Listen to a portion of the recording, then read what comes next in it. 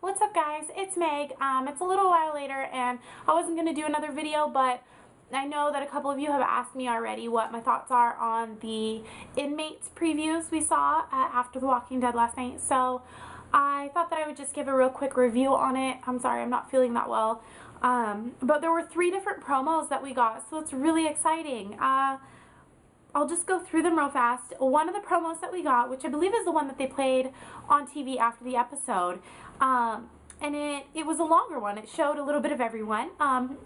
There were some new scenes and also some old scenes, but scenes that we'd already seen in the previews. But there were a couple spots in there where there was new stuff, and I thought that I would just point out there was a spot that we see right at the beginning of it where it was Sasha and Bob looking at a pile of bodies, and I think that these may be the bus people. They're just kind of looking at them on the ground, and the clothes that they're wearing seem sort of like newer, not dirty and grungy. So maybe they're looking down at the bus people, because later in that promo we see Maggie at the bus, which we knew she was going to find the bus. I just knew it. But she's walking through bodies on the ground, stepping over bodies at the bus, and she just looks really upset. So she's probably, you know, trying to look and see if Glenn is among them, and then maybe she's really upset because she doesn't find him there. You would think that that would just give her hope, but we also hear Sasha over the promo saying, we can't split up, not now. So I think maybe Sasha and Bob have an idea of, you know, where they want to go, where they're headed, and Maggie is probably, you know, freaking out and wants to go find Glenn, maybe go back to the prison or something. And I'm thinking maybe they do split up. And Maggie does go off alone because the other 2 don't agree with her. That would be kind of interesting, kind of sad too.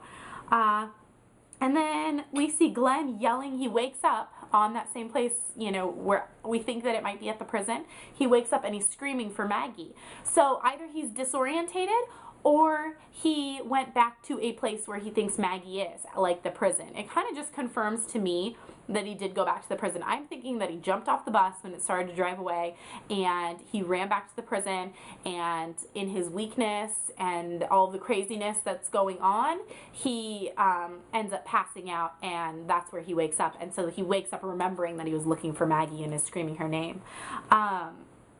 And I think that's it for that promo. There was 2 other promos with just Daryl and Beth. The first one, we see Daryl and Beth walking through the woods, and they come upon 2 dead walkers on a pathway.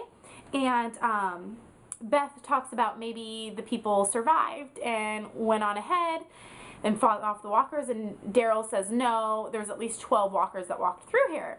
And he also notices that there is blood on a tree branch right next to the trail. So again, we kind of see this Daryl and Beth dynamic is really interesting. She actually is kind of annoying to me in the promo, and I really like Beth.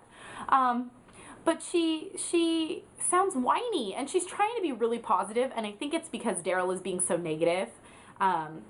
We see him in the other promo that we had of them sitting. There was another promo where they're sitting around a campfire, and she's trying to get him to get up and go track and find people, and she's trying to be positive and think, you know, we can't be the only ones left. There's got to be other people out there. We can go find them right now. We can track. And he just doesn't respond at all. He just kind of stares at her and then looks back down into the fire. And it seems like he's just kind of shutting down and shutting in on himself when Beth is trying to remain positive and proactive and trying to find, you know, see if there are others out there that survived. So those are the 3 promos. I think we're going to see a lot of Daryl and Beth coming up in this next episode. If we only get brief glimpses of our other characters, I think it's going to be a lot of Daryl and Beth. I really like how they're playing Daryl. You know, he's kind of won us all over. I mean, I've always been a Daryl fan, but you know, a lot of people say he is the hero of the group, and some people like that and some people don't like that, and some people think that nothing can happen to him, like he's invincible. And I think they're trying to play on his emotions. Like, he has always been kind of a closed off guy, and you know, he kind of lets some emotions show in the beginning of season 4. You know, he's friendly with Carol, and but he's always kind of been closed off. You know, we don't see that much from him, but he's joking around with Beth's boyfriend in the beginning of the season 4, excuse me, episode 1.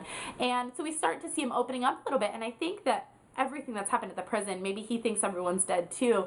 He just is kind of shutting down and going back to that season 1 Daryl. And Beth is kind of blossoming, and she sees that she's the only one that's doing anything, and maybe she just, you know, becomes more prominent. I don't know. That's it for today. Those are just my thoughts on the upcoming episode next Sunday. What are your guys' thoughts? What did you think of the promos? I will link all 3 of the promos down below in case you haven't seen some of them. Yeah, if you like this video, give it a big thumbs up, and I will see you guys next week. Bye!